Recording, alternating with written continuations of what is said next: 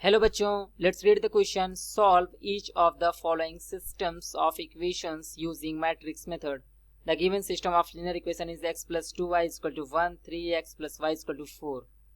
So key concept of this question is, हमारा अगर कोई system of linear equation a1x plus b1y is equal to c1, a2x plus b2y is equal to c2 given है, तो यहाँ पे ए x equal to be के format में इसे लिख सकते हैं, जहाँ पे ए हमारा कोएफिशिएंट मैट्रिक्स है a1 a2 b1 b2 और x हमारा xy और b हमारा कांस्टेंट मैट्रिक्स c1 c2 है. तो यहाँ पे determinant of A not equal to 0 होगा. अगर तो हम यहाँ पे कर सकते हैं x equal to A inverse B, जहाँ पे हमारा ए इनवर्स हो जाएगा, ये हमारा हो जाएगा adjoint of A divided by determinant of A, ये हमारा हो जाएगा.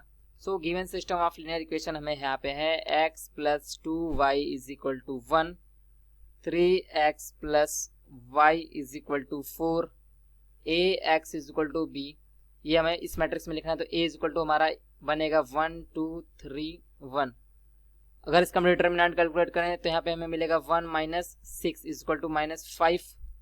उसके बाद यहाँ पे एडजॉइंट ऑफ ए कैलकुलेट करेंगे तो हमें मिलेगा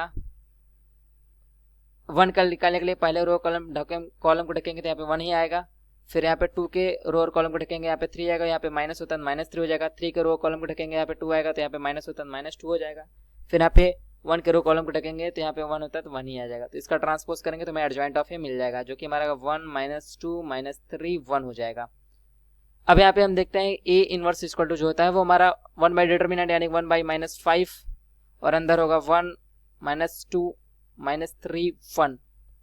इस तरीके से ये हो जाएगा. यहाँ से हम क्लियरली देख सकते हैं कि यहाँ पे जब इसको अंदर मल्टीप्लाई करेंगे तो 1 बाई 5 हो जाएगा, माइनस 1 2 3 माइनस 1. तो इस तरीके से हमें ये मिलेगा.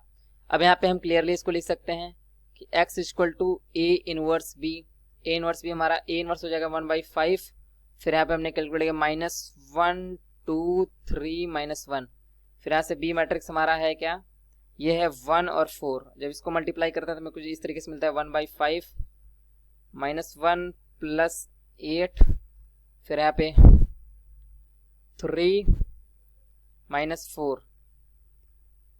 फिर यहाँ पे हम करते हैं तो हमें मिलता है 1 बाई 5 7, फिर यहाँ पे माइनस 1. तो ये हमें मिलता है. तो यहाँ से हम क्लियरली कह सकते हैं कि जो हमारा x इज इक्वल टू होगा वो होगा 7 बाई 5 और y इक्वल टू जो होगा वो माइनस 1 बाई 5 होगा. अंदर अगर 1 बाई 5 से मल्टीप्लाई करते हैं तो ये x और y की वैल्यू मिल गई. Hope you understood it well. Best of luck.